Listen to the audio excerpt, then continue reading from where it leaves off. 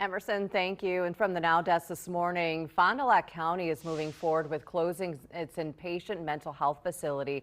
That will happen at the start of next year. Last night, county supervisors voted 15 in favor of closing it, 9 opposed. Rising operating costs are the main reason the county has now chosen to close it. The acute unit is one of 5 county inpatient facilities in the state.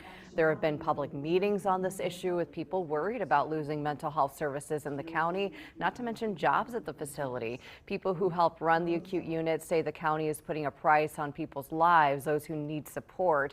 Last night, some of those concerns were talked about, with some county supervisors suggesting a pause instead of a full closure.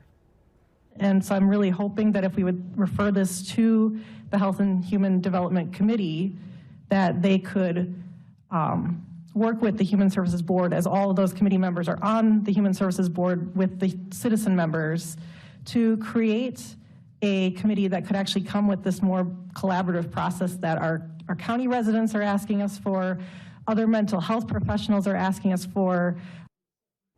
Some supervisors in favor of closing the facility say delaying the closure won't change the financial issues it has, especially with upcoming budget deadlines. A concern from other supervisors is more people with mental health issues will end up in the county jail. But in a separate presentation last night, supervisors talked about a mental health design in the proposed new county jail. The architect talked about a medical unit with mental health facilities built in a separate juvenile housing area with its own mental health space. Tammy. Aisha.